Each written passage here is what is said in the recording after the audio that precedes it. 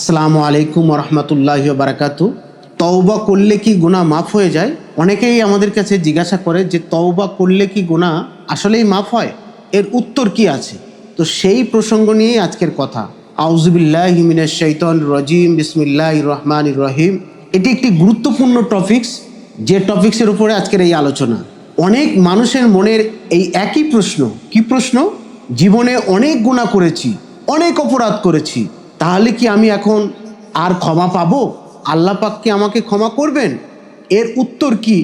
মহান আল্লাহ পাক রব্বুল আলামিন কোরআন পাকের মধ্যে তিনি ইরশাদ করেছেন কি, হে আমার বান্দারা, যারা নিজেদের উপরে জুলুম করেছে, তোমরা আল্লাহর রহমত থেকে নিরাশ হও না। লা তাখনাতু মির রাহমাতিল্লাহ, ইন্নাল্লাহা ইয়াগফিরু যুনুবা জামিয়া, ইন্নাহু হুয়াল গফুরুর রহিম।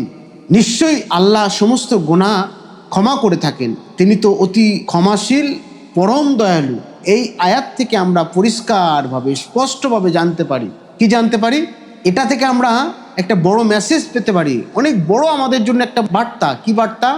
মানুষ যত বড় গুনাহই করুক না কেন, যদি সে আন্তরিকভাবে আল্লাহর কাছে ফিরে আসে, আন্তরিকভাবে তওবা করে, মনের থেকে তওবা করে, নিজের ভুল বুঝতে পারে, সে লজ্জিত হয় এবং সে নিজে নিজে সংকল্প করে, মনে মনে তার অনুশোচনা জাগে, তাহলে আল্লাহ তার তওবা কবুল করে থাকে। তবে এখানে একটি গুরুত্বপূর্ণ বিষয়, অনেকেই মনে করেন মুখে শুধু আস্তাগফিরুল্লাহ বললেই তওবা হয়ে যায়, কিন্তু প্রকৃতপক্ষে কি কিছু শর্ত আছে। সেই শর্তগুলো আমরা এক দুই করে একটু জানবো এবং বোঝার চেষ্টা করব। প্রথমত, যে গুনাহ করেছে তা সে সঙ্গে সঙ্গে ছেড়ে দিতে হবে।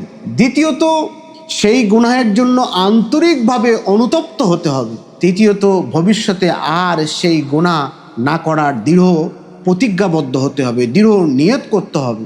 এই তিনটি অবস্থানের উপরে যদি আমরা দাঁড়িয়ে থাকে, তওবা করি, নিশ্চিতভাবে আল্লাহ পাক রব্বুল আলামিন তিনি আমাদের তওবা, তিনি আমাদের জীবনের যাবতীয় গুনাহ মাফ করবেন। সুবহানাল্লাহি ওয়া বিহামদিহি। এত সুন্দর কথা।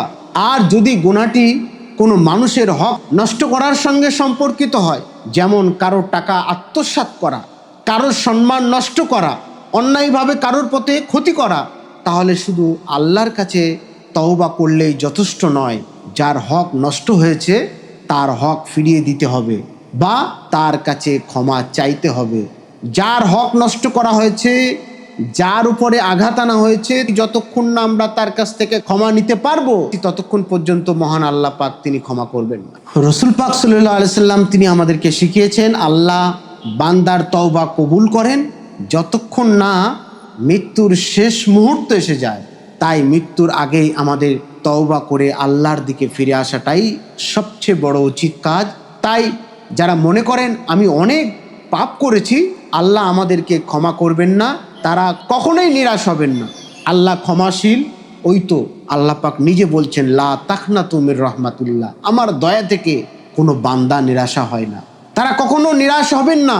শয়তান চাই মানুষ আল্লাহর রহমত থেকে নিরাশ হয়ে যাক, কিন্তু একজন মুমিন সব সময় আল্লাহর রহমতের আশা রাখেন এবং নিজের জীবনকে সংশোধন করার চেষ্টা করেন। একজন মুমিনের লক্ষ্য আল্লাহর রহমতের দিকে, আর শয়তানের লক্ষ্য আল্লাহর রহমত থেকে নিরাশ করা। মনে রাখবেন, তওবা শুধু মুখের কথা নয়, বরং জীবনের পরিবর্তনের নাম। যে তওবার পরও ইচ্ছাকৃতভাবে বারবার একই গুনাহ ফিরে যায় এবং সংশোধনের চেষ্টা করে না, তার উচিত নিজের তওবা আরো আন্তরিকভাবে করা, মনের থেকে করা। নিজে আন্তরিকভাবে যদি আল্লাহর কাছে ফিরে আসি, তওবা করি খুলুসিয়াত নিয়তে, খাস নিয়তে, তাহলেই আল্লাহ পাক কবুল করবেন। আসুন আমরা সবাই আজ থেকে আল্লাহর কাছে ফিরে আসি, খাঁটি তওবা করি, হারাম কাজ থেকে দূরে থাকি, মানুষের হক আদায় করি এবং এমন জীবন গড়ে তুলি যাতে মানুষের মৃত্যুর সময় আল্লাহ আমাদের উপরে সন্তুষ্ট থাকেন। আল্লাহ তাআলা আমাদের সবাইকে খাঁটি তওবা করার তৌফিক দান করুন এবং আমাদেরকে সকল গুনাহ ক্ষমা করে দিন। আমিন সুম্মা আমিন।